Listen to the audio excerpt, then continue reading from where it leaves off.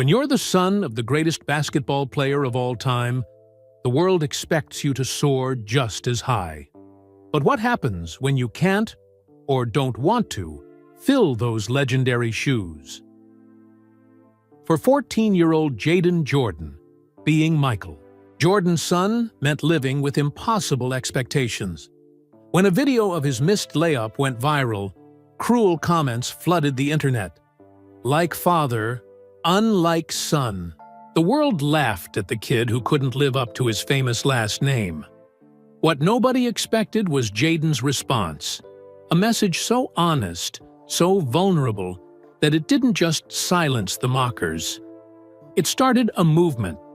Jaden Jordan sat on the hard wooden bench, his legs swinging back and forth as he watched his teammates play. The squeaking of sneakers against the polished gym floor filled his ears. The scoreboard showed only 3 minutes left in the game, and Coach Miller still hadn't put him in. "Come on, Coach," Jaden whispered to himself. His Chicago Middle School Eagles were up by 15 points against the Lakeside Tigers. If there was ever a safe time to put him in, it was now. Finally, Coach Miller turned around, his eyes scanning the bench. "Jordan, you're in for Mike." Jaden's heart raced as he jumped to his feet. He wiped his sweaty palms on his shorts and ran onto the court, giving Mike a high five as they passed each other. "Don't mess this up, Jordan," Mike said with a grin. "That wasn't really friendly." Jaden took his position, trying to remember everything he had practiced. The ball was passed inbounds, and his teammate Caleb dribbled down the court. Jaden cut to the basket, waving his hand. "I'm open," he called. By some miracle, Caleb passed him the ball. Jaden caught it, took one dribble, and went up for the layup. It was an easy shot, one he had made hundreds of times in practice. But not today. The ball hit the rim, circled around, and fell out. Groans erupted from the crowd. Jaden's cheeks burned as he ran back on defense. "Like father, unlike son," someone shouted from the bleachers. The words hit Jaden like a physical blow. He missed a defensive assignment, and a Lakeside player scored an easy basket. "Jordan, what are you doing out there?" Coach Miller yelled. For the next 2 minutes, Jaden tried to make himself invisible on the court. When the final buzzer sounded, he was the first one to the locker room. "Hey, Air Jaden," called Trevor as the other boys filed in. "Nice air ball." "It wasn't an air ball," Jaden muttered. "It hit the rim." "Whatever," Trevor said. "I bet your dad never missed a layup in his life." The other boys laughed, and Jaden changed as quickly as he could, keeping his eyes down. His dad never missed layups. His dad never missed anything. His dad was Michael Jordan, the greatest basketball player of all time, winner of 6 NBA championships, 5-time MVP, and owner of the Charlotte Hornets, and Jaden was just Jaden. The drive home was quiet. Their driver, Mr. Reynolds, knew better than to ask about the game. As they pulled through the gates of their Highland Park mansion, Jaden stared out the window at the sprawling green lawns. Most kids would think living here was amazing. Most kids didn't have to be Michael Jordan's son. "Thanks, Mr. Reynolds," Jaden said as he got out of the car. Inside, the house was quiet. His mom was at a charity event, and his dad was in Charlotte for Hornets business. His older siblings were all grown up and living their own lives. Jasmine was working with the Jordan brand, Jeffrey had his own business, and Marcus ran Trophy Room, a shoe store inspired by their dad's trophy room at home. Speaking of the trophy room, Jaden dropped his backpack by the stairs and walked down the hall to the room that held his father's accomplishments. The door was never locked. It was like his dad wanted them to go in there to see what greatness looked like. Jaden flipped on the lights. Glass cases lined the walls, filled with golden trophies, game balls and framed jerseys, photos of his dad soaring through the air, tongue out, determined to win no matter what. In the center of the room was the display of 6 NBA championship trophies, each one representing a year the Chicago Bulls, led by Michael Jordan, had been the best team in the world. Jayden stood in front of a large photo of his dad jumping from the free throw line in the slam dunk contest. People said it looked like he was flying. "I'll never be like you," Jayden whispered to the photo. His phone buzzed in his pocket. It was a text from his best friend, Terrell. "How was the game?" Jayden typed back. "Coach put me in. I missed an easy layup." The reply came quickly. "That's rough, but hey, you got in the game. That's something." Terrell was always looking on the bright side. That's why they were friends. Tyrell didn't care that Jayden was Michael Jordan's son. He just cared that Jayden liked the same video games and comic books that he did. Another text came through. "Want to play Rocket League tonight?" "Can't. Got homework," Jayden replied. It wasn't exactly a lie. He did have homework, but mostly, he just wanted to be alone. Jayden left the trophy room and went to the kitchen. Their chef, Ms. Patty, had left dinner in the refrigerator with heating instructions. Jayden wasn't hungry, but he knew she would ask tomorrow if he had eaten. As he waited for the food to heat up, he checked his phone again. Someone had already posted a video clip of his missed layup on Instagram. The caption read, "Guess the GOAT genes skipped a generation." There were already 50 comments, most of them laughing or making jokes about how he'd never live up to his dad's legacy. Jayden turned off his phone and put it face down on the counter. The microwave beeped, but he ignored it. Instead, he went upstairs to his room and closed the door. His room was the one place that was truly his. No basketball posters, no Bulls colors, just his science fair medals, sketches of shoe designs he was working on, and his collection of robot-building kits. Jayden sat at his desk and pulled out his journal. His therapist had suggested he write down his feelings instead of keeping them bottled up. He hadn't told his parents about the journal. It was private. "Dear Journal," he wrote, "I missed another shot today." Everyone laughed. Someone shouted something about me not being like Dad, as if I didn't know that already. He paused, tapping his pen against the page. "Sometimes I think I should just quit basketball. But what would Dad say? Basketball is everything to him. It's his whole life. If I quit, would he be disappointed? Would he think I'm weak?" Jayden looked at the framed family photo on his desk. It was from last Christmas, all of them wearing matching pajamas and smiling. His dad's arm was around him, proud and strong. "I love basketball," Jayden continued writing. "I really do, but I hate being Michael Jordan's son on the basketball court. No matter how good I get, I'll never be good enough." He closed the journal and put it in his desk drawer. Tomorrow was another day, another practice, another chance to prove himself, or to fail trying. Jayden changed into his pajamas and got into bed, even though it was only 7:30. He was tired in a way that had nothing to do with physical activity. "Maybe I should just quit," he whispered into the darkness of his room. But even as he said it, he knew he wouldn't. Not yet.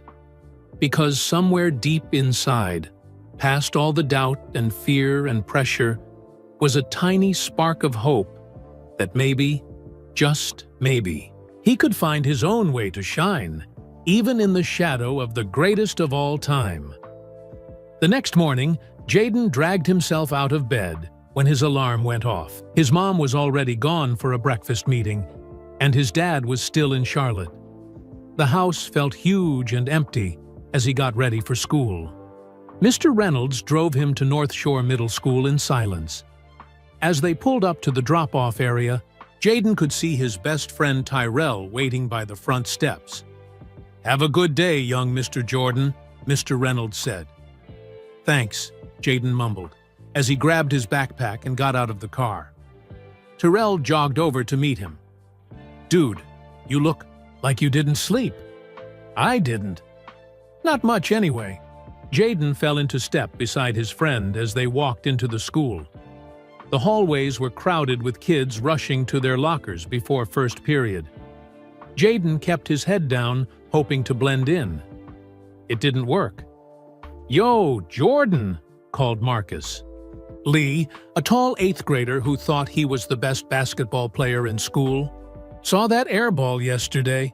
Think you could show us how to miss a layup like that?" His friends laughed. One of them pretended to shoot a basketball and missed terribly. "It wasn't an air ball," Tyrell said, stepping forward. "And why don't you back off?" Marcus raised his eyebrows. "Whoa, sorry. Didn't know Air Jordan Jr. needed a bodyguard." Jaden grabbed Terrell's arm and pulled him away.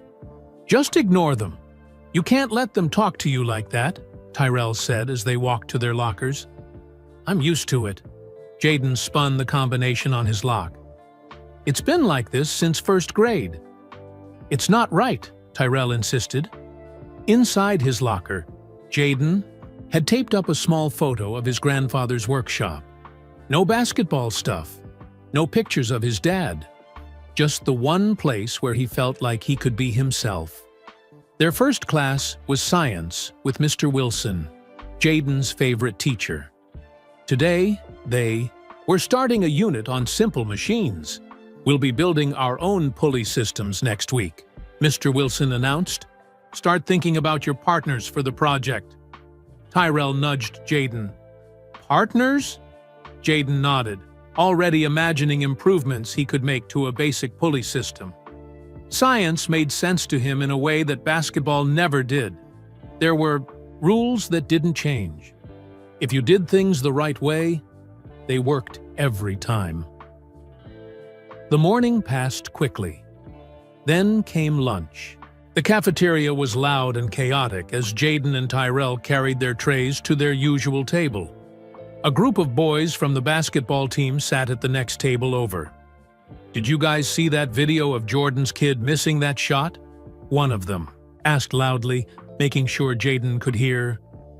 "My little sister could make that layup." "I bet his dad is super disappointed," another boy said. "Look, I'm Jaden Jordan," a third boy said, standing up. He pretended to dribble, then shot an imaginary ball that missed badly. "Oops, guess I didn't inherit the talent gene." They all burst out laughing. Jaden stared at his sandwich, his appetite gone. "Those guys are jerks," Tyrell said. "Don't listen to them." "It's fine," Jaden said, "even though it wasn't. I'm used to it." "That's what you always say. But I can tell it bothers you." Before Jaden could respond, a food tray slid onto the table across from them. It was Mia Chen from their English class. "Mind if I sit here?" she asked. "Everywhere. Else is full." "Sure," Jaden said, relieved for the interruption. Mia was new this year. Her parents were famous too. Her mom was a famous chef with her own TV show, and her dad was a well-known surgeon. Maybe that's why she didn't treat Jaden like he was different from everyone else. "Are you guys going to the STEM fair next weekend?" Mia asked. "I'm entering my solar-powered water filter." "I didn't know about it," Jaden said. "You should enter," Mia said. "Mr. Wilson says you're the best in our grade at engineering stuff." "He said that?" Jaden felt a small glow of pride. "Yeah, you should totally enter." The rest of lunch was better as they talked about science projects instead of basketball. But when Terrell and Mia left for their next class, Jaden had to walk past the basketball players' table alone. "Hey, Jordan," one called. "My dad got tickets to the Bulls game next week. Think your dad could sign something for me? At least someone in your family should be good at basketball." Jaden kept walking, his face burning. Fifth period was English with Ms. Reynolds. They were reading The Outsiders, a book about kids who didn't fit in. Jaden could relate. When class ended, Ms. Reynolds called, "Jaden, could you stay for a minute?" Tyrell gave him a questioning look, but Jaden shrugged. "I'll catch up with you." When the other students were gone, Ms. Reynolds motioned for Jaden to sit in the desk nearest her. "Is everything okay?" she asked. "You seem down today." "I'm fine," Jaden said automatically. Ms. Reynolds raised an eyebrow. "Really? Because you've been staring at the same page for most of class." Jaden looked down at his hands. "Just tired, I guess." "Does this have anything to do with the basketball game yesterday?" Jaden's head snapped up. "You were there?" "My nephew plays for Lakeside." She leaned forward. "Can I tell you something, Jaden? Something not many people know?" He nodded, curious. "My mother is Elaine Reynolds." Jaden frowned. "The actress?" "Yes. She won 3 Academy Awards before I was born." Ms. Reynolds smiled sadly. "Everyone expected me to become an actress too. When I chose teaching instead, people acted like I was wasting my talent." "Did it bother you?" Jaden asked quietly. "Every day for years," she admitted. "But eventually I realized something important. Her story isn't my story." Jaden thought about that. "But everyone expects me to be like my dad." "And what do you want?" Jaden hesitated. "I love basketball, I really do. But I love other things too. And no matter how hard I try, I'll never be as good as him." "You don't have to be," Ms. Reynolds said gently. "You just have to be you." The bell rang, signaling the start of the next period. "You'd better get to class," Ms. Reynolds said. "But Jaden, remember that a name is just a name. It's what you do with it that matters." Jaden nodded and gathered his books. As he headed to his next class, the weight of his last name still felt heavy on his shoulders. But maybe, just maybe, it didn't have to crush him completely. The next few days passed in a blur of classes, homework, and basketball practice. Coach Miller worked them harder than usual, preparing for the big game against their rivals, the West Side Warriors. "They've beaten us 3 years in a row," Coach reminded them on Thursday afternoon. "This year, we changed that." Jaden practiced his layups over and over after the regular practice ended. No one was going to mock him for missing an easy shot again. Friday night arrived, and the gym was packed. West Side Warriors fans filled one side of the bleachers, while North Shore Eagles supporters packed the other side. Jaden spotted his mom in the crowd, sitting with Ms. Patty, their chef. His dad was still in Charlotte, but Jaden was almost glad. The pressure was bad enough without Michael Jordan watching from the stands. "Eagles on 3!" Coach Miller shouted in the pregame huddle. "1, 2, 3, Eagles!" the team shouted together. The game started badly. West Side's point guard, Kevin Williams, was lightning fast and scored 10 points in the first quarter. By halftime, the Eagles were down by 12 points. "We need to tighten up our defense," Coach Miller said in the locker room, "and somebody needs to step up on offense." His eyes swept across the team and landed on Jaden. "Jordan, I'm putting you in to start the third quarter. Think you can handle it?" Jaden's heart hammered in his chest, but he nodded. "Yes, Coach." When they returned to the court, Jaden could feel everyone watching him. The whispers started as soon as he took his position. "Is that Jordan's kid? Let's see if he got any of his dad's talent. I heard he's terrible." Jaden tried to block out the voices. He focused on the ball, on his teammates, on the plays they had practiced 100 times. The third quarter was a disaster. Jaden missed 2 shots and turned the ball over 3 times. Coach Miller took him out with 4 minutes left in the quarter, and Jaden slumped onto the bench, his cheeks burning with shame. The Eagles lost by 15 points. In the locker room, no one spoke to Jayden. He changed quickly and escaped into the hallway, where his mom was waiting. "You tried your best, honey," she said, putting an arm around his shoulders. Jayden said nothing. What was there to say? His best wasn't good enough. It never would be. At home, Jayden went straight to his room and fell onto his bed, still wearing his team sweatshirt. He was too tired and disappointed to even change. He must have fallen asleep because the next thing he knew, his phone was buzzing like crazy. Sunlight streamed through his curtains. It was Saturday morning.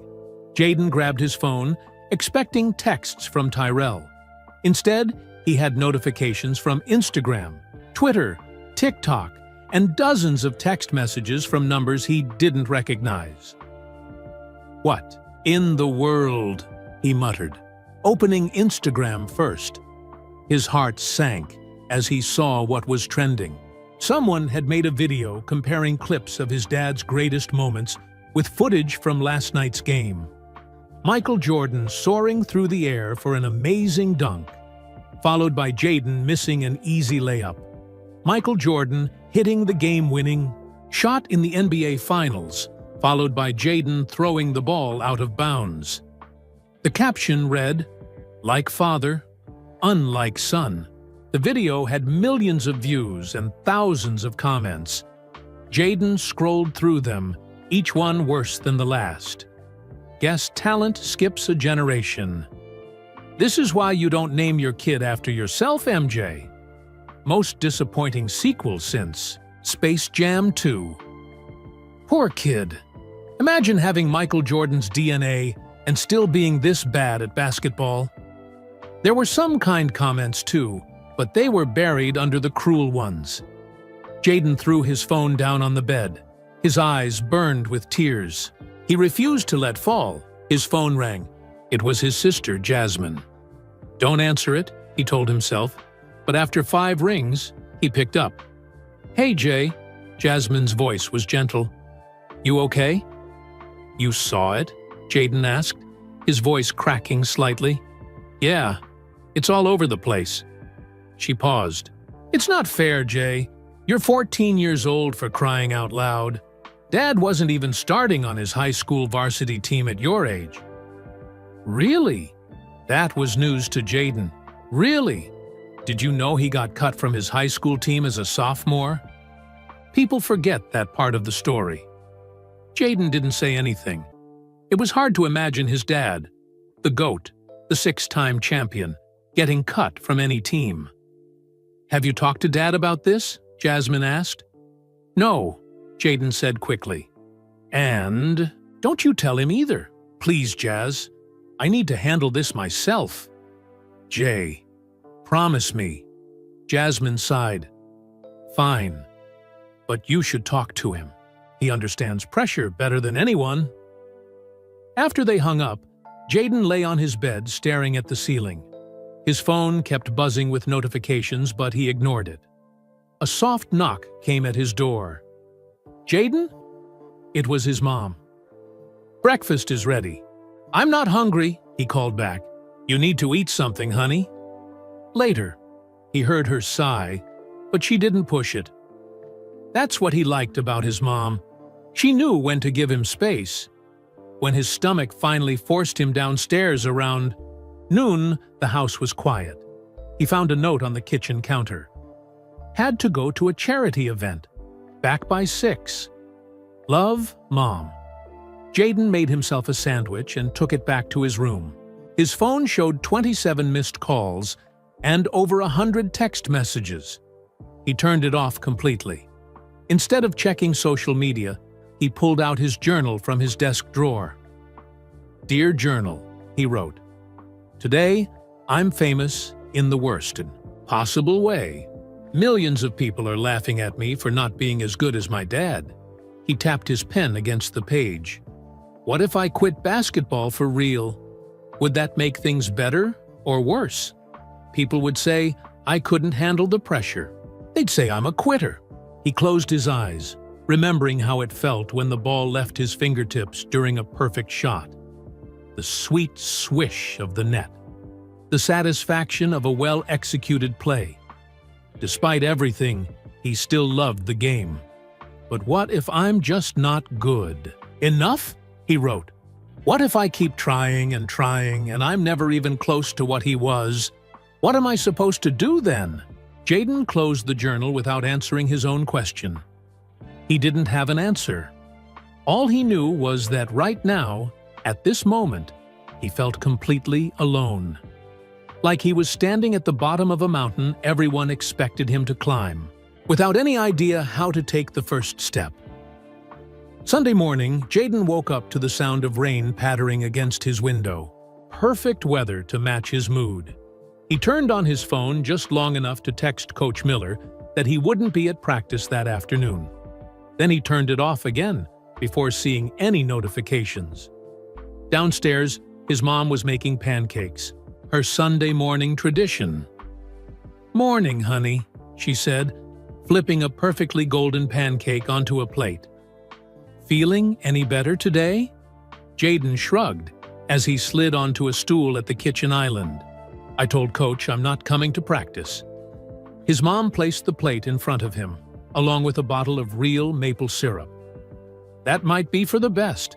Everyone needs a mental health day sometimes." Jaden poked at his pancakes. "Did you see the video?"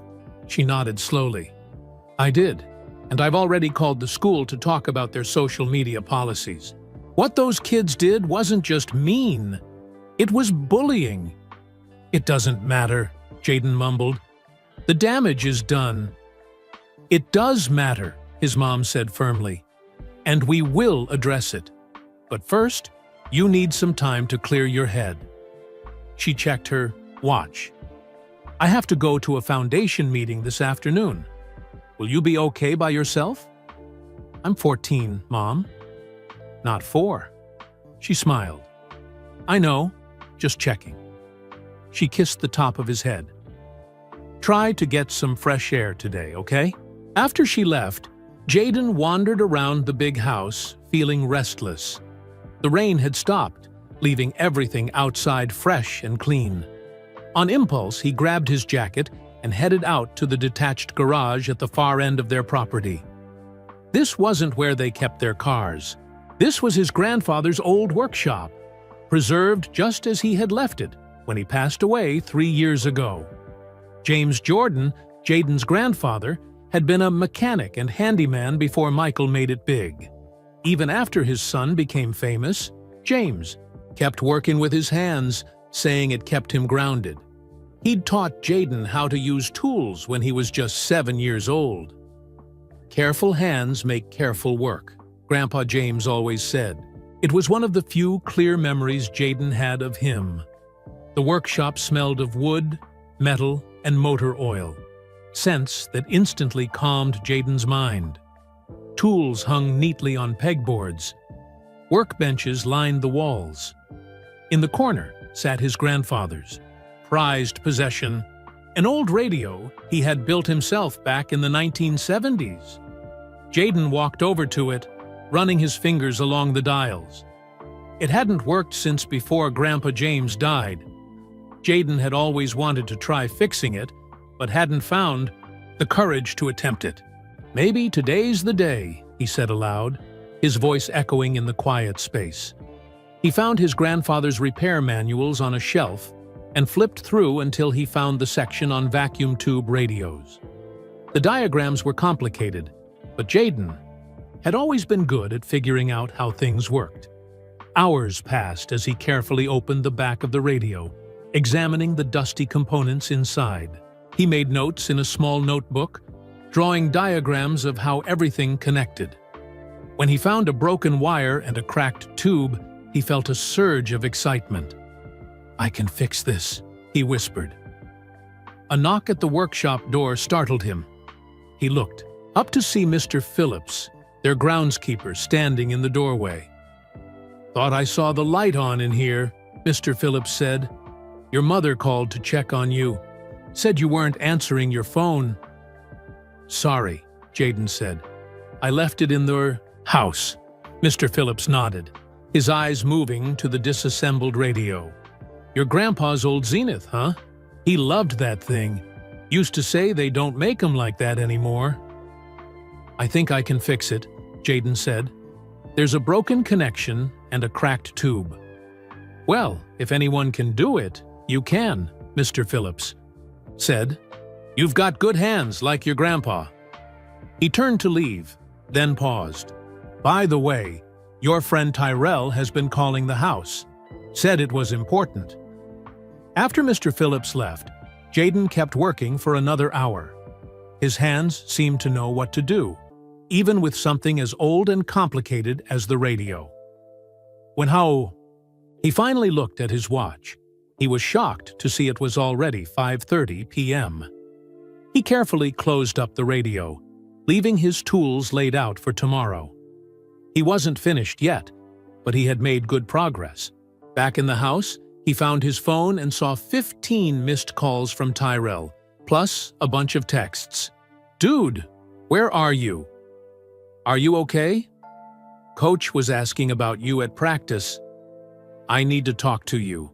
Call me, Jaden called him back. Finally, Tyrell answered on the first ring. I've been trying to reach you all day. Sorry, I was in Grandpa's workshop. What's so important? I'm coming over, Tyrell said. Be there in 15 minutes. True to his word, Tyrell arrived at Jaden's house exactly 15 minutes later, out of breath from riding his bike. Did you see the new posts? Tyrell asked as soon as Jaden let him in. Jaden's stomach clenched. No, I've been avoiding my phone. Good call, Tyrell said, following Jaden up to his room. It's gotten even worse, but also better in a weird way. What are you talking about? Tyrell pulled out his phone and showed Jaden. The original video mocking him had spawned dozens of copycat videos. But there were also new videos of kids, strangers, defending him. This one has 500,000 views, Tyrell said, clicking on a video of a girl about their age. Leave Jaden Jordan alone, the girl said to the camera. He's just a kid trying to play basketball. His dad is a legend, but that doesn't mean he has to be one too. How would you feel if millions of people watched you mess up and then made fun of you for it? Jaden stared at the screen. Who is she? No idea, Tyrell said. But she's not the only one. He showed Jaden more videos, more comments. For every mean post, there seemed to be someone standing up for him. Jaden didn't know how to feel. It was weird having strangers talk about him, even if they were being nice. People want to hear from you, Tyrell said. Your side of things. What am I supposed to say? Jaden asked. Sorry, I'm not as good as my dad? No, Tyrell said. You're supposed to say whatever you want to say. It's your life, man. Jaden sat down at his desk and turned on his laptop. I've been thinking about that all day. About what? About what I want. Not what everyone else wants for me. Jaden opened a new document and started typing. The words came quickly, flowing from somewhere deep inside him. Tyrell read over his shoulder. Whoa, that's deep, dude. It's how I feel, Jaden said, his fingers still flying across the keyboard. All this time, I've been trying to be someone I'm not sure I want to be, or can be. So what are you going to do with this? Tyrell asked, when Jaden finally stopped typing. Jaden stared at the screen, at the words that had poured out of him. Words about pressure and expectations, about living in a shadow, about finding his own way. I don't know yet, he said, but for the first time in a long time, I feel like I have something to say. And maybe, just maybe, people will listen. Jaden saved the document and closed his laptop. There was more work to be done, both on his grandfather's radio and on finding his voice. But for the first time since the viral video had appeared, he felt something like hope flickering in his chest. He wasn't just Michael Jordan's son. He was Jaden Jordan, and it was time the world knew who that really was. Monday morning arrived with a decision. Jaden would go to school and face whatever waited for him there. He couldn't hide forever. "I'll pick you up after school," his mom said as Mr. Reynolds pulled up to the school drop-off area. "If it gets too overwhelming, just call me." Jaden nodded, took a deep breath, and got out of the car. Terrell was waiting for him, as always. "Got your back," Terrell said simply. The day wasn't as bad as Jaden had feared. Some kids stared and whispered, but many others seemed almost embarrassed to look at him. Ms. Reynolds gave him an encouraging smile in English class. Even Marcus Lee and his friends left him alone. After school, Jaden was surprised to see not just his mom's car waiting, but 3 others. His siblings had all come home. Jeffrey, his oldest brother, was talking with Marcus near the school entrance. Jasmine waved from the parking lot. They had all come to support him. "Family meeting," his mom announced when they got home. In the living room, Jaden hadn't seen all his siblings together since Christmas. Jeffrey, now 27, ran a management consulting business in Chicago. Marcus, 25, operated Trophy Room, his sneaker store in Orlando. Jasmine, 23, worked for the Jordan brand in Portland. They were all successful, all finding their own paths, despite having the same famous father. "Dad's on his way home," Jeffrey said as they gathered in the living room. He caught a flight as soon as the team meeting ended. Jaden's stomach tightened. "He's seen the video?" "Everyone's seen the video, little bro," Marcus said, but not unkindly. "It's everywhere." "That's why we're here," Jasmine added, "because we've all been through versions of this." Their mom sat beside Jaden on the couch. "Your father and I thought it might help to hear from your siblings about their experiences." Jeffrey spoke first. "When I played basketball at UCF, people came to games just to see if I was as good as Dad. Reporters asked me about him instead. Of my own game, it was a lot." "Did it bother you?" Jaden asked. "Every single day," Jeffrey admitted. "I was a decent college player, but I wasn't NBA material. Definitely wasn't Dad material." "But you played anyway," Jaden said. Jeffrey nodded. "Until I realized I was playing for the wrong reasons. I was playing to live up to his legacy instead of creating my own." "That's why you quit?" Jaden had always wondered but never asked. "That's why I quit," Jeffrey confirmed. "Best decision I ever made. I found something I'm good at, something that makes me happy." Marcus leaned forward. "My story's a little different. I played at UCF too, but I always knew I wasn't going to the NBA. I loved the game, but I also loved the culture around it. Especially sneakers." Jaden knew about his brother's massive sneaker collection. It had inspired the name of his store. "So I found a way to be part of basketball culture without playing professionally," Marcus continued. "Trophy Room connects me to Dad's legacy, but on my own terms." "What about you?" Jaden asked Jasmine. "I never played basketball seriously," she said. "I liked sports management, the business side of things. Some people thought I was rejecting Dad's legacy, but I was just finding my own way to be part of it." Jaden thought about this. "Did Dad ever pressure you guys to play?" All 3 siblings shook their heads. "Never," Jeffrey said. "He always said he wanted us to find what made us happy." "Then why does it feel like I'm letting him down if I don't want to play?" Jaden asked quietly. His mom put an arm around his shoulders. "That's not coming from your father, honey. That's coming from everyone else. And maybe a little from inside. You too." "I want to tell you something," Marcus said. "When I was about your age, I overheard Dad talking to Uncle Charles Barkley. Uncle Charles asked if he was disappointed that none of us would be NBA players. Jaden held his breath, waiting. Dad said, "My job isn't to raise NBA players. My job is to raise good people who find their own path." Jaden let those words sink in. His own path, not his father's. "The thing is," Jasmine added, "living with our last name means we have opportunities most people don't have. But it also means we face challenges most people don't understand. Like having millions of people watch you mess up," Jaden said bitterly.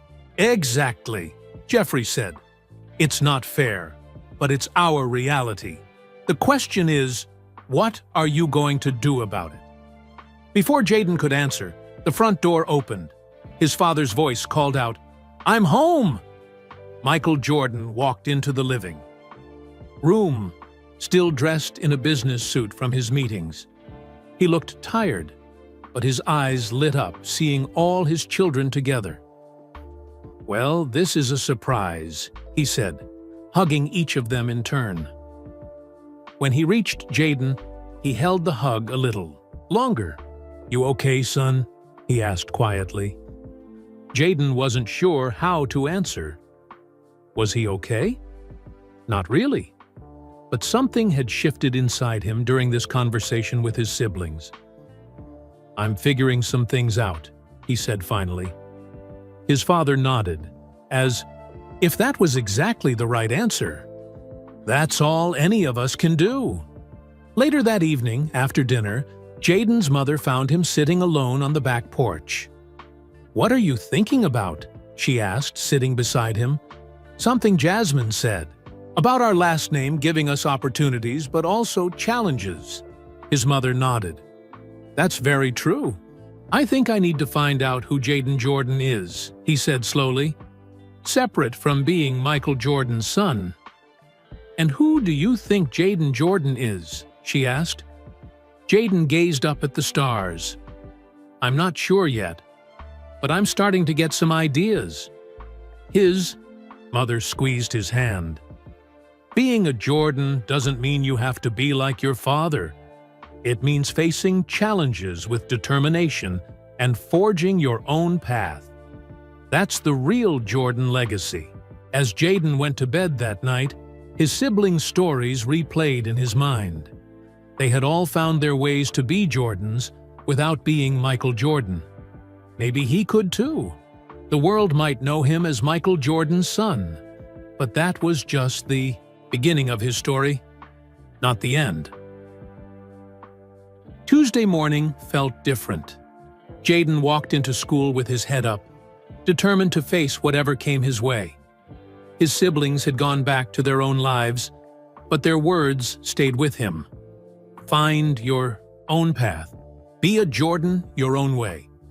He made it through his morning classes without incident. When lunch period arrived, he spotted Mia Chen waving him over to her table.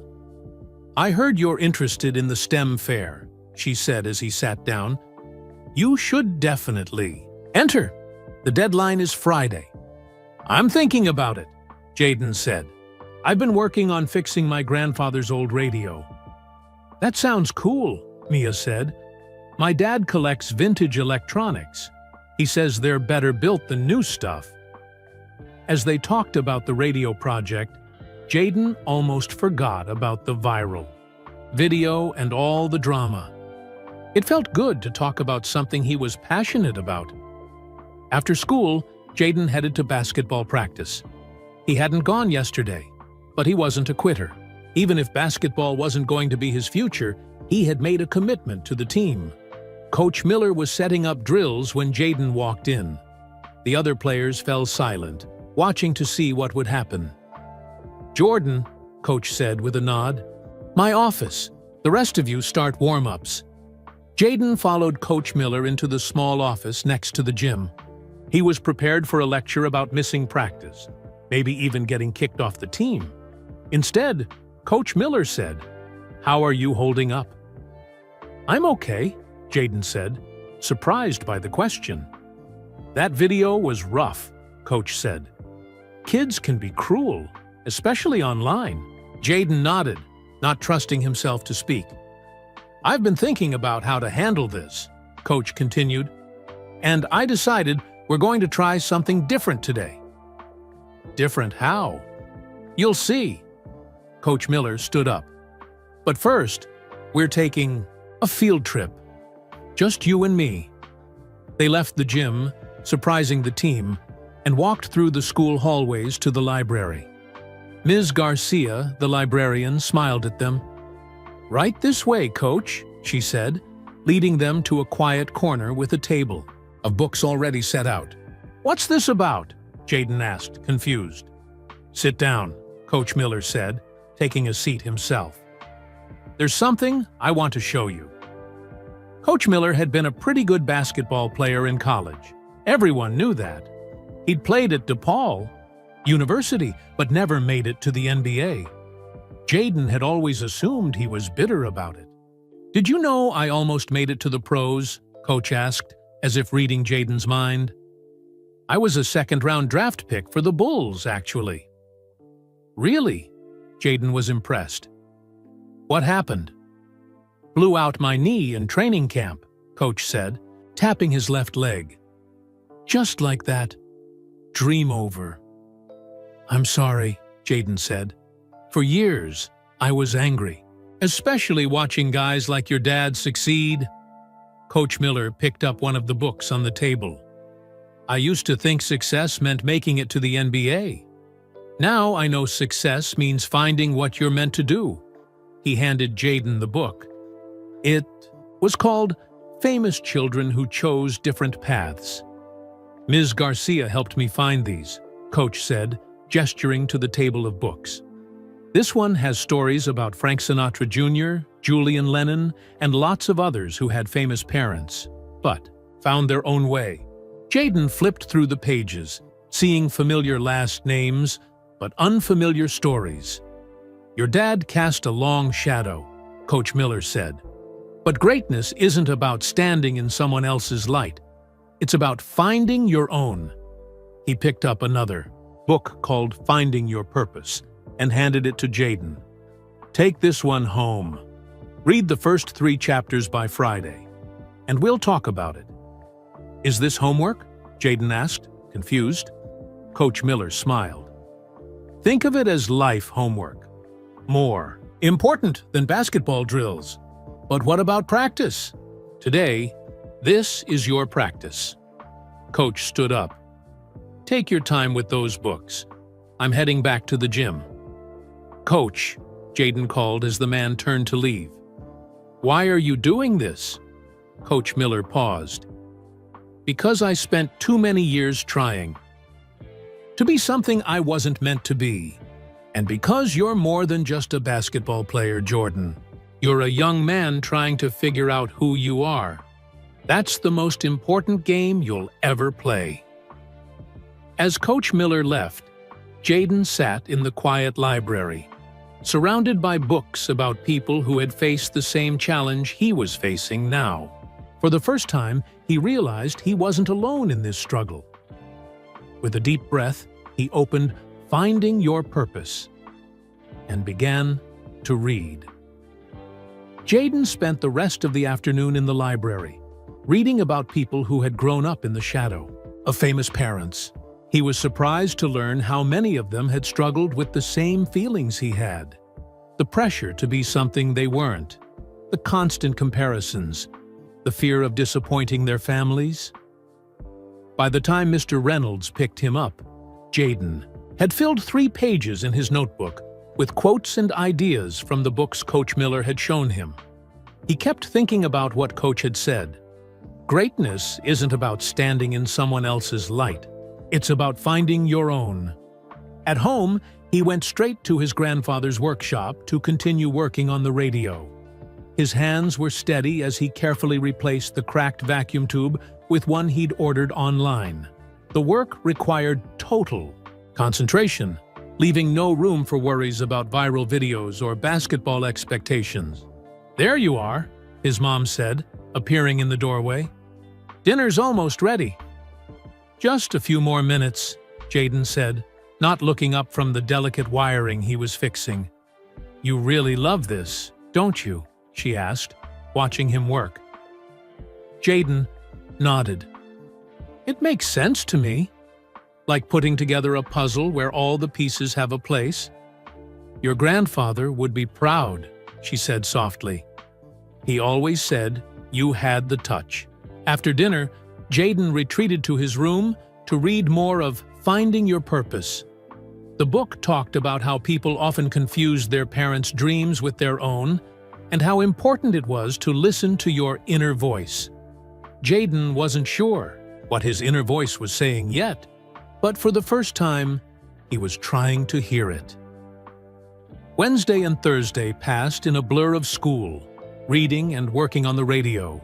The viral video was still out there, but it seemed to be losing steam as people moved on to the next internet sensation. At school, things were almost back to normal, though Jaden noticed more kids coming to talk to him about things other than basketball.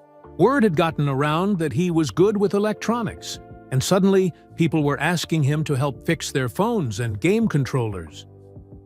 Friday afternoon, Jaden arrived home from school to find an unfamiliar car in the driveway. His dad's Charlotte Hornets owner car that he rarely drove in Chicago. Michael Jordan was home early. "Dad?" Jaden called as he entered the house. "Are you here?" "In the kitchen," came the reply. Jaden found his father making a sandwich, dressed casually in jeans and a golf shirt instead of his usual business attire. "Hey, son," Michael said, giving Jaden a one-armed hug. "Hungry? I'm making turkey and Swiss." "Sure," Jaden said, setting his backpack down. "I thought you were in Charlotte until next week." Michael shrugged. "Some things are more important than business meetings." He started assembling a second sandwich. "Your sister called me." Jaden's stomach tightened. Jasmine promised she wouldn't. "Don't be mad at her," Michael said. "She was worried about you. We all are." "I'm fine," Jaden said automatically. Michael raised an eyebrow, the same way he did when reporters asked stupid questions. "Really? Because that video was rough. If someone had done that to me at your age, I don't know how I would have handled it." Jaden didn't know what to say. His dad rarely talked about his own struggles. "How about we eat these outside?" Michael Fierce suggested, handing Jaden a plate with a perfectly cut sandwich. They sat on the patio overlooking the backyard. For a while, they just ate in silence. Jaden kept waiting for his dad to bring up basketball, to ask why he'd missed practice, to give him tips on how to improve his game. Instead, Michael asked, "How's school going? Still getting A's in science?" "Yeah," Jaden said, surprised by the question. "Actually, I'm thinking about entering the STEM fair. I've been fixing Grandpa's old radio." "No kidding?" Michael looked genuinely interested. "I remember that radio. Dad loved that thing. Used to listen to Bulls games on it." He smiled at the memory. "He always said you had the touch for fixing things, even when you were little." They talked about school, about Jaden's friends, about the books he was reading. Everything except basketball. It was the longest conversation they'd had in months. That didn't involve sports. After dinner, Michael said, "Come with me. I want to show you something." He led Jaden to his trophy room. Jaden hesitated at the door. This was usually where he felt the most inadequate, surrounded by physical reminders of his father's greatness. "It's okay," Michael said. "I just want to show you some things you haven't seen before."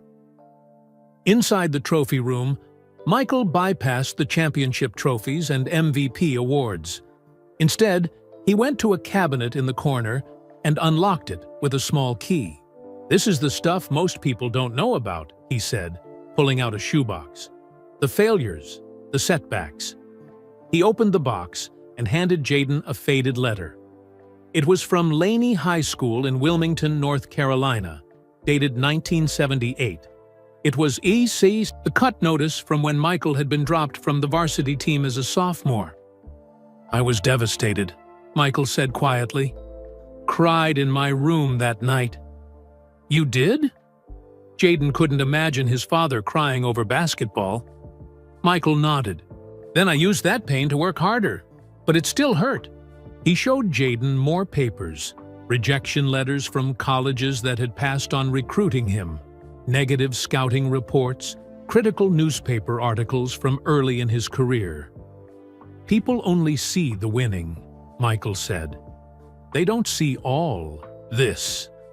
The doubt, the failure, the work. Finally, he pulled out a worn pair of basketball shoes, cracked and faded with age. My first real basketball shoes, Michael said. Not even close to what you kids have today. Jaden took the shoes carefully, feeling the weight of history in his hands. Dad, he said hesitantly, what if basketball isn't my thing? What if I'm meant to do something else? Michael was quiet for a moment, looking at his son. Then he put his hand on Jaden's shoulder. Then you find what is your thing, he said simply. And you put everything you have into it. That's the real legacy I want to leave you. Not the trophies, the work ethic, the determination, the will to be great at whatever path you choose. Before leaving for Charlotte the next morning, Michael hugged Jaden tightly. I'm proud of you, he said, no matter what. Those 5 words echoed in Jaden's mind long after his father's car had disappeared down the driveway. No matter what. Jaden spent Saturday morning in his grandfather's workshop, putting the final touches on the radio. He had replaced the broken tube, fixed the wiring, and cleaned decades of dust from the inside. Now came the moment of truth. He plugged it in, turned the dial, and held his breath. For a second, there was nothing but static. Then, suddenly, music filled the workshop, clear and strong, as if the radio had never been broken at all. I did it, Jaden whispered. I actually fixed it. He turned the dial, finding different stations. Each one came through perfectly. His grandfather's radio was working again after all these years. Jaden sat back on his stool, feeling a sense of accomplishment, unlike anything he'd ever felt on a basketball court. His phone buzzed with a text from Tyrell. Community Center at Wansau. Coach Wilson needs volunteers. Jaden had almost forgotten his promise to help at the community center where his mom volunteered.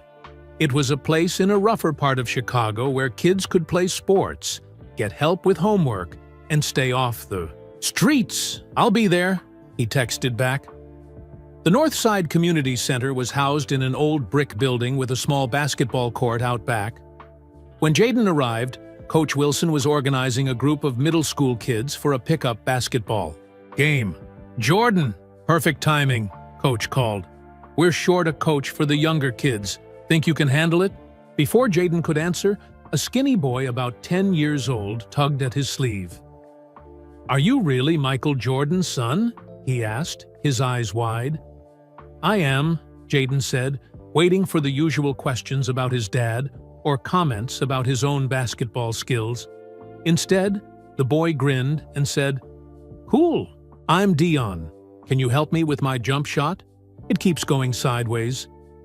For the next 2 hours, Jaden worked with Dion and 5 other young boys, teaching them basic basketball skills. None of them cared that he wasn't as good as his dad.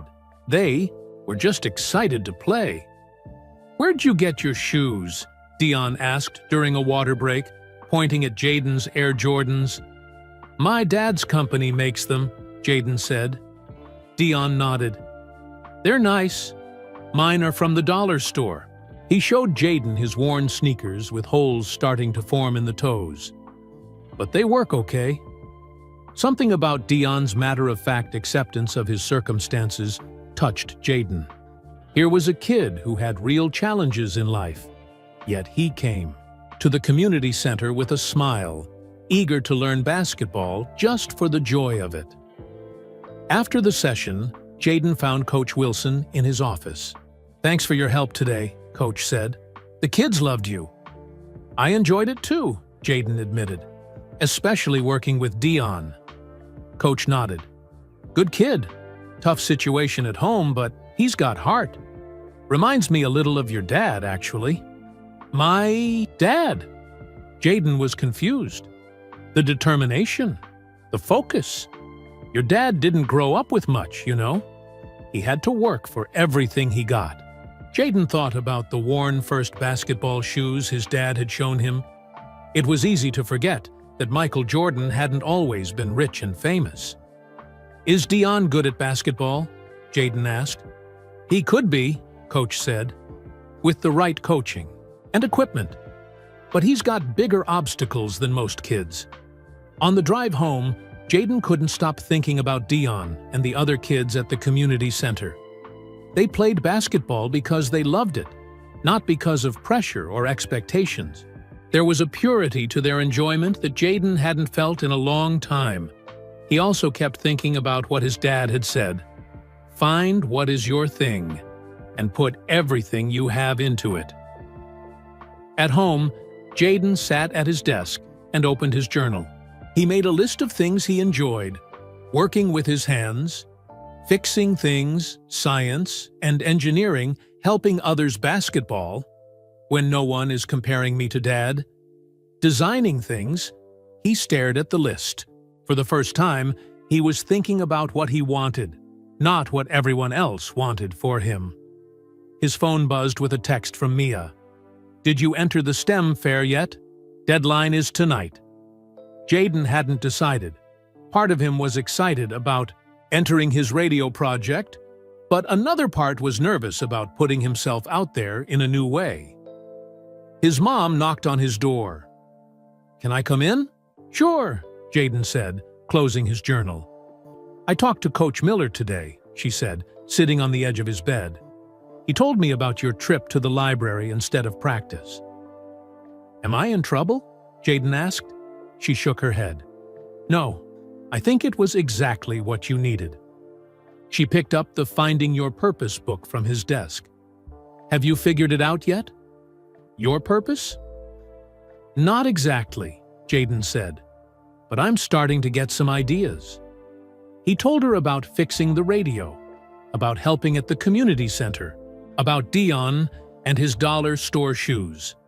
As he talked, the pieces began to fit together in his mind, like parts of a machine clicking into place. "I think I know what I want to do," he said slowly. "About the viral video, I mean. I want to respond, but not the way people might expect." "What are you thinking?" his mom asked. "I'm not sure yet," Jaden said, "but it's time to show people who I really am, not who they think I should be." He picked up his phone and texted Tyrell. "Need your help with something important. Can you come over tomorrow?" Then he texted Mia. "Entering the STEM fair. Can you help me with the application?" Finally, he sent a message to Coach Wilson. "Is it okay if I bring Dion some basketball shoes? And can I volunteer again next weekend?" As he pressed send on the last message, Jaden felt a strange sense of peace. For days, he'd been wrestling with the question of who he was supposed to be. Now he was finally ready to show the world who he actually was.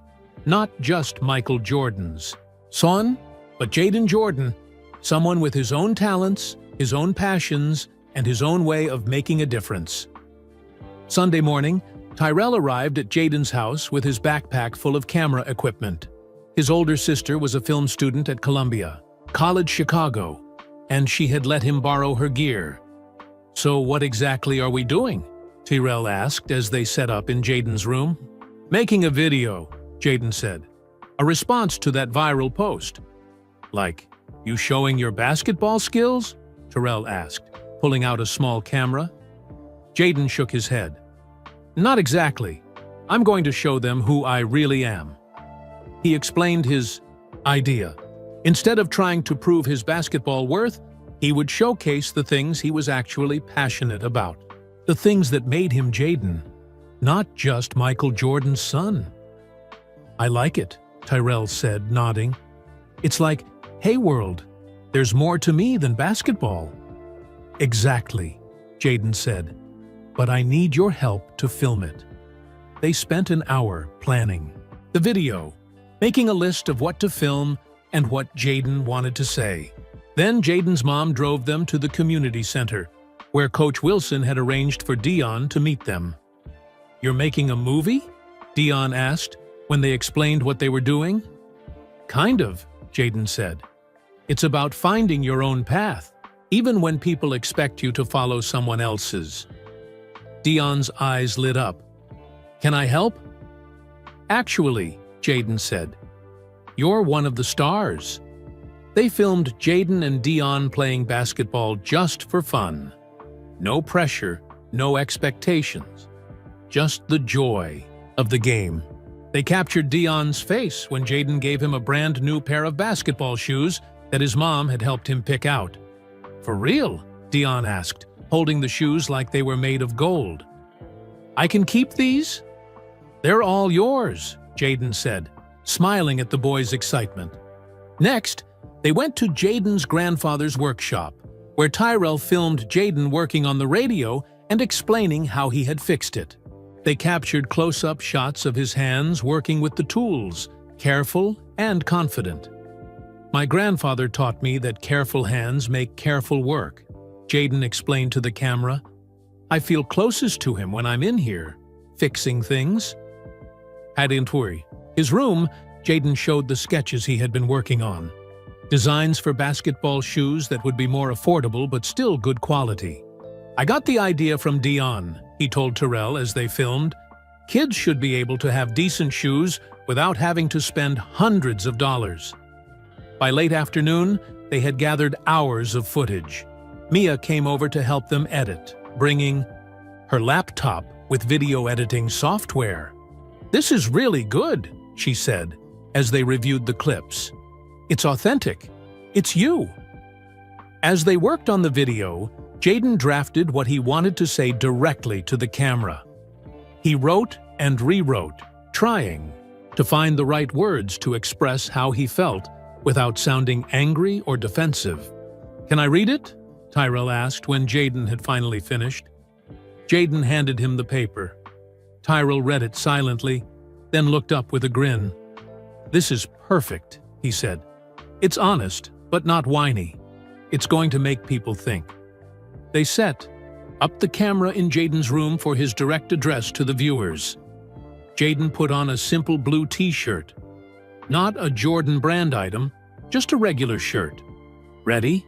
Tyrell asked from behind the camera. Jaden took a deep breath and nodded. "Ready? 3, 2, 1, Tyrell counted down, then pointed at Jaden. "Yes, I'm Michael Jordan's son," Jaden began, looking directly into the camera. "No, I'm not my father, and that's okay." He spoke for 5 minutes, his voice growing stronger as he continued.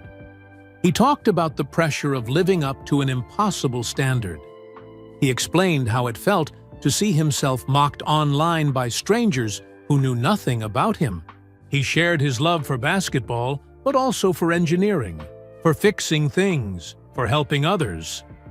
"I'm not trying to fill my dad's shoes," he said toward the end. "I'm making my own. And I invite anyone who's ever felt the pressure of living in someone else's shadow to share their story too. Because we all deserve the chance to be ourselves." When he finished, the room was quiet. Tyrell lowered the camera. "That was amazing," he said softly.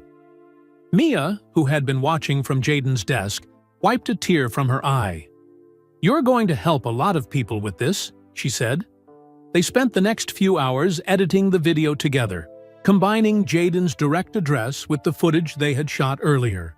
Jaden's siblings had sent video messages of support to include as well. Even Coach Miller had recorded a brief statement about finding your own path. It was nearly midnight when they finished. The final video, titled More Than a Name, was just under 10 minutes long. Jaden watched it one last time before they uploaded it, seeing himself through new eyes. "Are you sure about this?" his mom asked as she came in to check on them.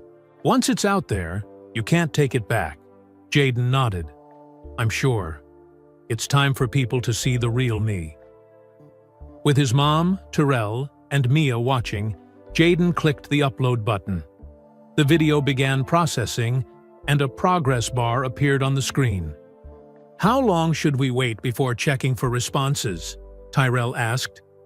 "Let's give it until morning," Jaden said. "I don't think I can handle watching the reactions come in real time." After Tyrell and Mia left, Jaden couldn't sleep. He kept thinking about the video, wondering how people would respond. Would they mock him again?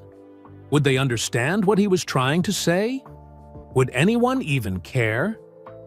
His phone buzzed with a text just as he was finally drifting off. It was from Dion. "Thank you for the shoes. You're cool no matter what anybody says." Jaden smiled in the darkness of his room. Even if no one else understood his message, at least one person did. And maybe that was enough. As he finally fell asleep, Jaden felt lighter than he had in weeks. The weight of trying to be someone he wasn't had been lifted from his shoulders. Whatever happened next, he had spoken his truth. In the morning, Jaden woke to a steady stream of buzzing from his phone.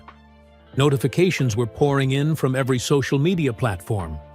Heart pounding, he reached for his phone, then stopped. He wasn't ready to see the responses yet, whether good or bad. Instead, he got dressed and went downstairs for breakfast. His mom was already at the kitchen island, drinking coffee and looking at her tablet. "Morning," he said, trying to sound casual. She looked up, her expression unreadable. "Your video," she said slowly, "has gone viral." Jaden's stomach tightened. Bad viral or good viral? She turned the tablet around to show him, a smile spreading across her face. "See for yourself." Jaden took the tablet with shaking hands. The screen showed his video with over 500,000 views already, and it had only been up for 8 hours. The comments section was flooded with responses. Unlike the cruel comments on the mockery video, these were overwhelmingly positive. "This kid has more maturity than most adults I know. Finding your own path is the hardest thing to do. Respect. I'm the daughter of a famous musician, and this made me cry. Thank you for putting into words what I've felt my whole life."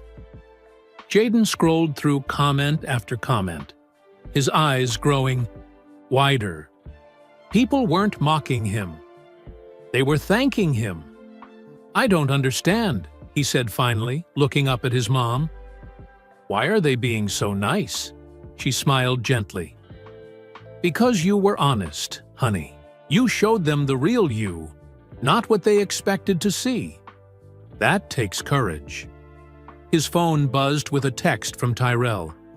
"Dude, check your video."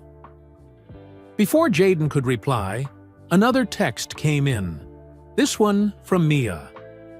"You're trending on TikTok and Twitter. People love you." As Jaden ate breakfast, more notifications poured in. His siblings called one after another, amazed by the response. Jasmine reported that the Jordan brand office was buzzing about it. Jeffrey said his business colleagues were sharing it in their group chats. Marcus said people were coming into trophy room talking about Michael Jordan's son's amazing video. "Have you heard from Dad?" Jaden asked his mom after his third sibling call. She shook her head. "He's in meetings all day, but I'm sure he'll call as soon as he sees it." Jaden wasn't so sure. His dad was famously competitive. Would he understand what Jaden was trying to say? Or would he see it as rejection? By the time Jaden arrived at school, the video had over 1 million views. Everyone wanted to talk to him. Even Marcus Lee and his friends approached him in the hallway. That was pretty cool what you did, Marcus said awkwardly. Sorry about, before. Jaden nodded, accepting the half apology. Thanks. Ms. Reynolds stopped him after English class. I watched your video this morning, she said. It was brave and honest. I'm proud of you for finding your voice. Thanks, Jaden said. Your story about your mom helped a lot. At lunch, Jaden could barely eat with so many kids coming up to his table to talk about the video. Some shared their own stories about living in someone's shadow, the star athlete's younger sibling, the genius older sister's brother, the beauty pageant winner's plain Jane cousin. I never realized how many people feel this way, Jaden told Tyrell and Mia as they finally got a moment to themselves. That's why it's going viral, Mia said. You tapped into something real. By the end of the school day, several news outlets had requested interviews. Jaden's mom texted that she was handling the requests and he didn't need to worry about responding to any of them. Coach Miller caught him before basketball practice. Quite a statement you made, he said. Are you mad? Jaden asked, suddenly worried. I mean, about what I said about basketball? Coach shook his head. Mad? No. Proud. Absolutely. You're finding your path, Jordan.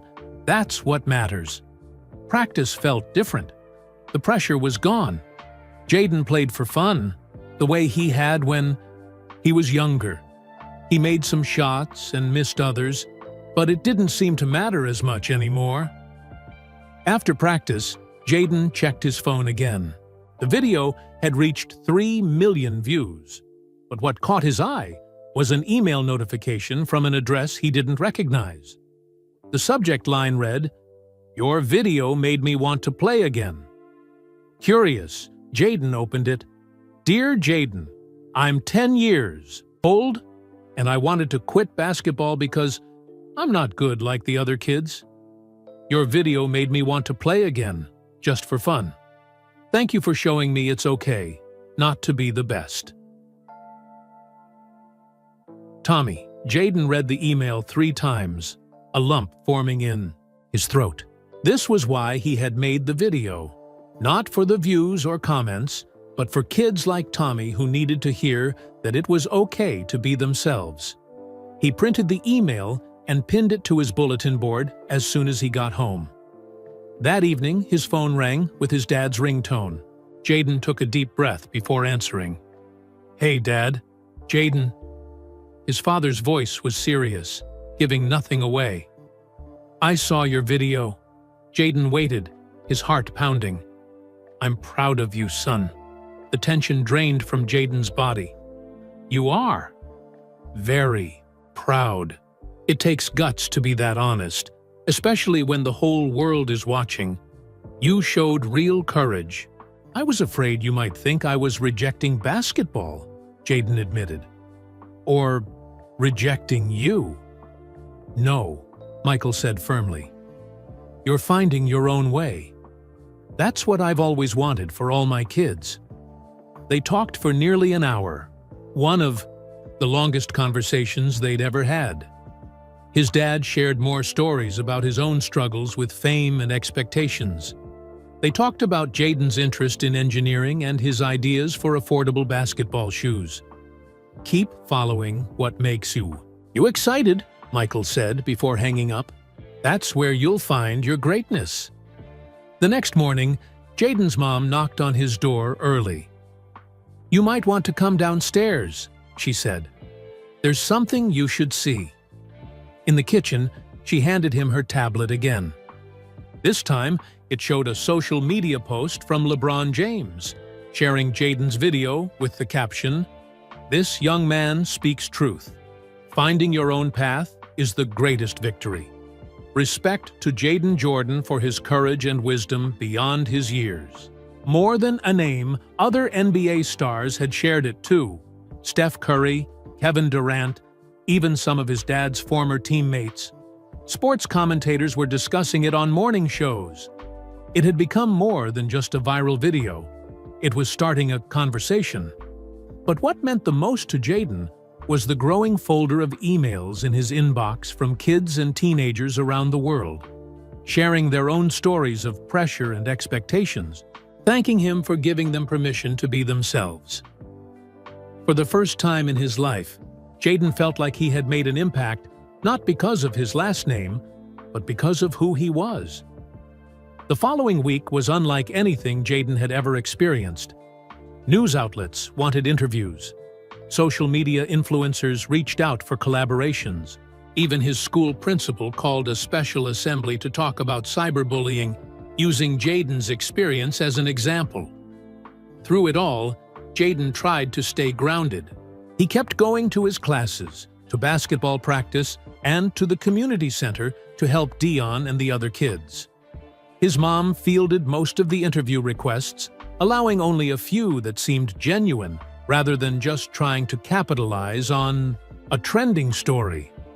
"This one seems different," she said on Wednesday afternoon, showing him an email from a national morning show. "They want to talk about the pressure kids face today, not just about you being Michael Jordan's son." Jaden considered it. "Okay, but can Dion come too? His perspective matters." His mom smiled. "I'll see what I can arrange." On Thursday, Jaden and Dion appeared on Good Morning America via video call from Jaden's living room. Dion was nervous at first, but relaxed when the host asked him about basketball. "I just play 'cause it's fun," Dion said with a shrug. "Jaden taught me it doesn't have to be about being the best. It can just be about loving the game." The host seemed touched by Dion's simple wisdom. "And what about you, Jaden? How has your life changed since your video went viral?" Jaden thought for a moment. "It's shown me I'm not alone. So many kids feel pressure to be someone they're not, whether they have famous parents or not. We're all trying to figure out who we are." Later that day, Jaden received a surprising email. It was from the Jordan brand marketing team, asking if he would be interested in discussing some of his shoe design ideas. "Are they serious?" he asked his mom, showing her the email. "Let me check with your father," she said. This might be his doing, but it wasn't. Michael was just as surprised when she called him. "The team did this on their own," he told Jaden later.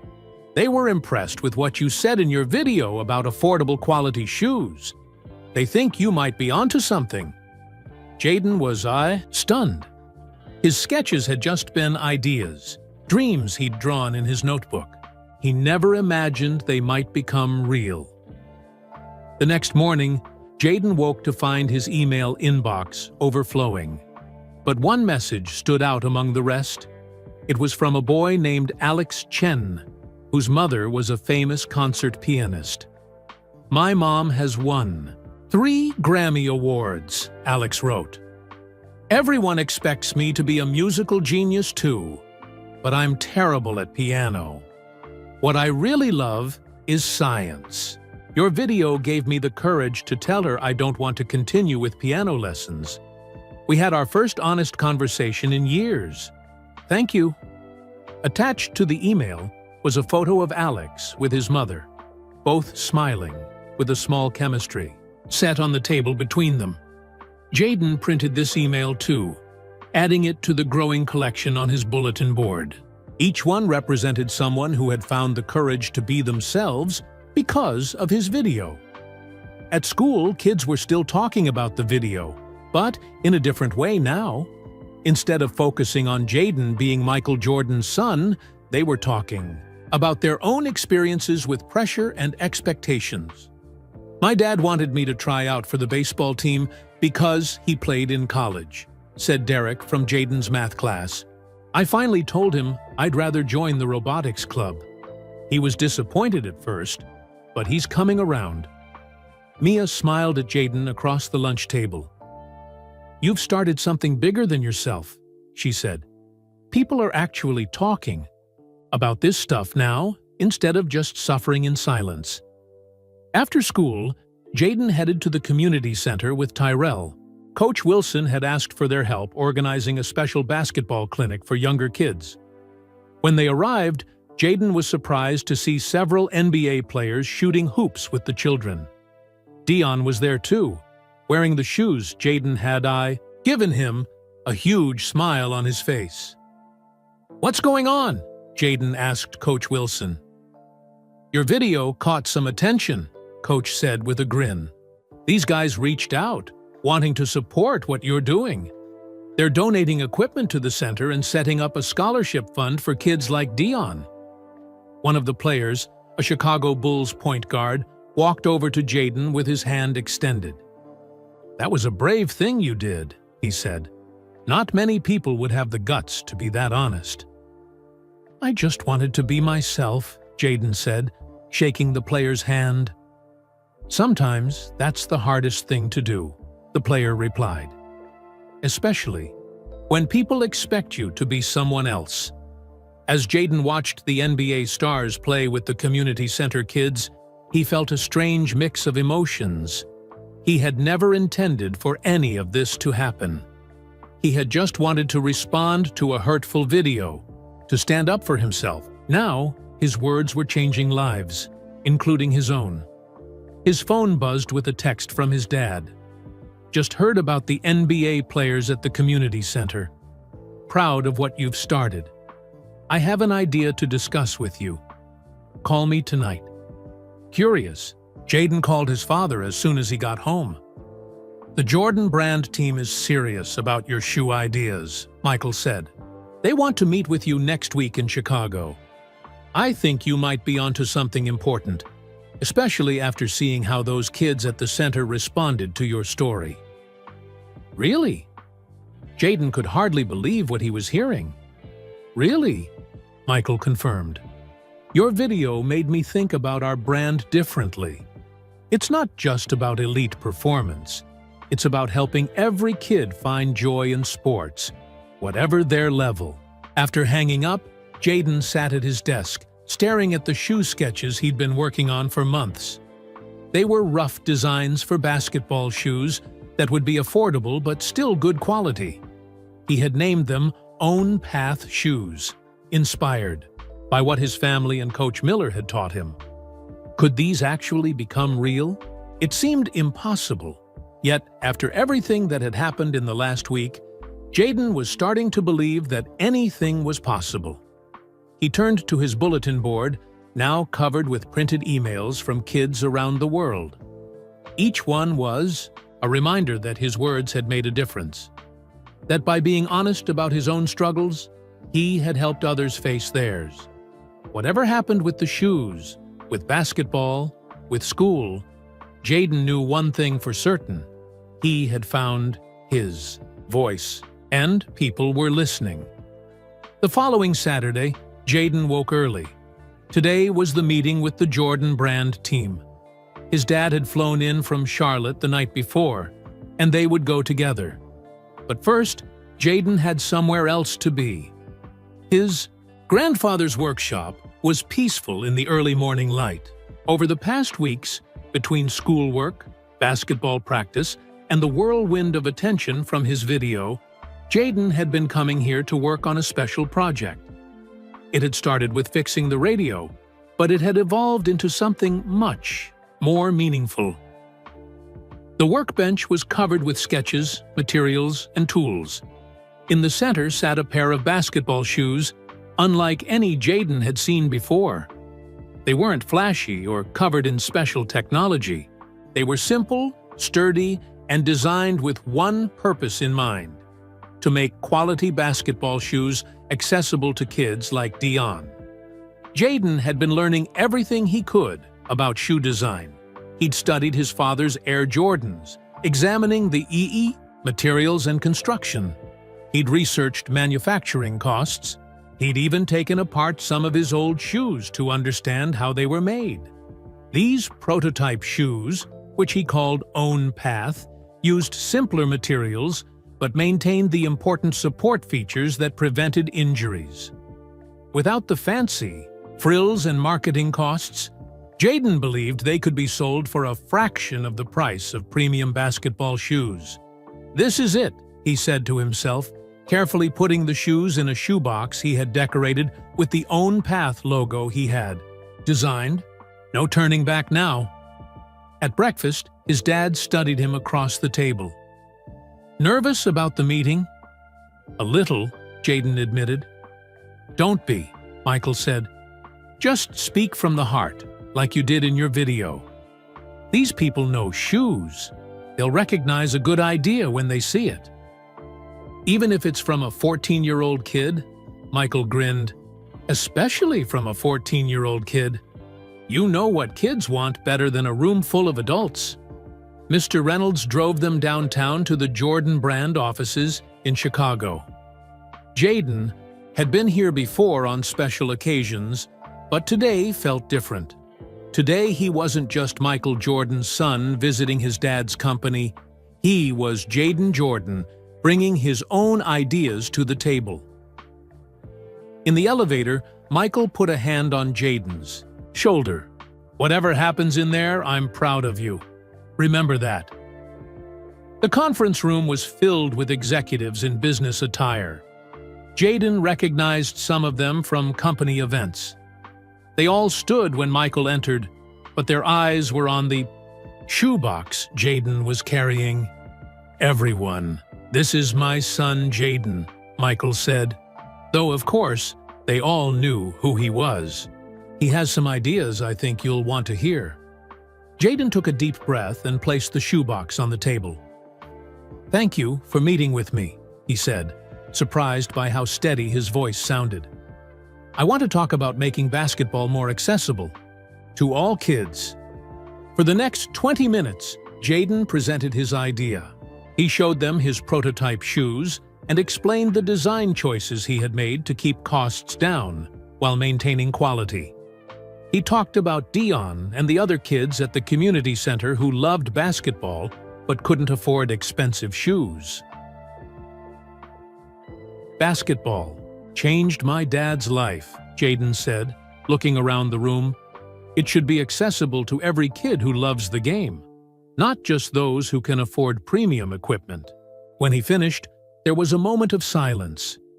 Then the marketing director, Ms. Taylor, said, "Jaden, these are impressive. You've clearly put a lot of thought into this." "The cost projections need work," said Mr. Rivera, the finance director, "but the concept is solid." "The design is clean," added Mr. Washington, the creative director. "It doesn't try to be flashy. It's honest, just like your video." They discussed manufacturing possibilities, pricing strategies, and potential challenges. Jaden was surprised by how seriously they took his ideas, asking questions and making notes. "What would you call this line?" Ms. Taylor asked. "Own Path," Jaden said without hesitation, "because everyone deserves the chance to find their own way." The executives exchanged glances. His dad remained quiet, letting Jaden take the lead. "We'd need to develop this further," Mr. Rivera said. "Run some tests, refine the design. But I think there's something here worth exploring." "I agree," said Ms. Taylor. "The timing is perfect too. Jaden's video has people talking about exactly these issues: pressure, expectations, accessibility. This could be more than just a product. It could be a movement." Jaden could hardly believe what he was hearing. They were actually considering his idea. His father still hadn't said anything, and Jaden couldn't read his expression. Finally, Michael spoke. "What if we took this a step further?" he asked the team. "What if Own Path became a new initiative within the Jordan brand? Not just shoes, but a commitment to making sports accessible to all kids?"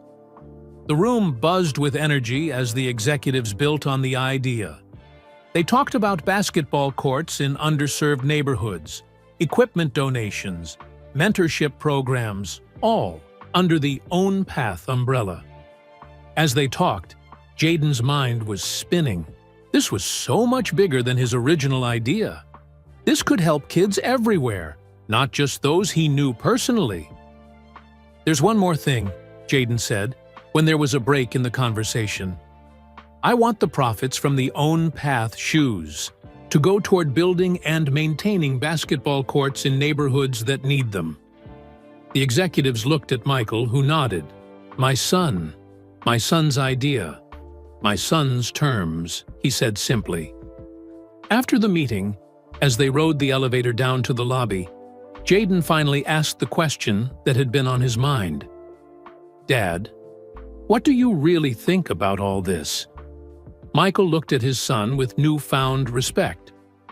"I think you've taught me something important about legacy. It's not about following in someone's footsteps. It's about creating your own path." The following Saturday, Jaden found himself in a different downtown Chicago building. This time, it was for a press conference announcing the new Own Path initiative from the Jordan brand. Backstage, he peeked through the curtains at the room full of reporters, cameras, and familiar faces. His siblings were there in the front row. So were Tyrell, Mia, Coach Miller, and Coach Wilson. Even Dion was there, sitting between Jaden's mom and Ms. Reynolds from school. "Nervous?" his dad asked, straightening his tie. "A little," Jaden admitted. "There are so many people." "Just be yourself," Michael said. "That's what got you here in the first place." When they walked onto the stage together, camera flashes lit up the room. Michael stepped to the microphone first. "Ladies and gentlemen," he began, his voice filling the room, "my son Jaden has taught me something important about legacy. It's not about following in someone's footsteps. It's about creating your own path." He went on to explain the new Own Path initiative, describing how it would make quality sports equipment accessible to all kids and fund community basketball courts in underserved neighborhoods. "And the first product will be based on my son's design," Michael said, gesturing to the display where Jaden's shoes sat on a pedestal. "With profits going to building courts where kids can play, learn, and grow through sport, regardless of their economic situation." When it was Jaden's turn to speak, he was surprised by his own calmness. Just months ago, he had been hiding from cameras, terrified of being compared to his famous father. Now, he stood before dozens of them, speaking from the heart about his vision. "Basketball should be for everyone," he said. "Not just for those who might become professionals someday, but for anyone who finds joy in the game." After the formal presentation, a reporter raised her hand. "Jaden, how does it feel to be Michael Jordan's son now?" It was the same question that had haunted him for years, the one that had always made him feel inadequate. But now, standing beside his father with his own creation on display, the question felt different. Jaden smiled. "I'm proud of my father's legacy," he said. "But today, I think he's proud of mine too." Michael put his arm around his son's shoulders and nodded, his eyes shining with tears that the world rarely saw from the famously competitive legend. The greatest victory, he realized, wasn't on any basketball court. It was watching his son find the courage to become himself. The shoes Jaden designed sat on display, not trying to be the next Air Jordans, but something completely new. And on the side, a small inscription read, "Find your own way." Afterward, as people crowded around to congratulate them, Dion pushed through to Jaden. "Does this mean I get to test the new shoes?" he asked with a grin. "You'll be the first," Jaden promised. That evening, as the Jordan family celebrated at home, Jaden slipped away to his grandfather's workshop. He sat at the workbench, looking at the old radio that had started it all. He turned it on, and music filled the space, clear and strong, just like his voice had become. On the workbench lay his journal, open to a new page. Jaden picked up a pencil and wrote, "Dear Journal, today I learned that the greatest path isn't the one that's already been walked. It's the one you make by taking that first brave step forward. My name is Jaden Jordan. and this is just the beginning of my story. Where are you listening from today? I'd love to know in the comments below. If you enjoyed this story about finding your authentic self, despite pressure and expectations, please like this video and subscribe to the channel for more inspiring content. Like this? Don't forget to share with friends and family who might need to hear this message. Together, we can spread kindness and awareness about the importance of allowing everyone, especially young people, to find their own way. Thank you for listening, and I'll be back next week with another story that touches the heart and lifts the spirit.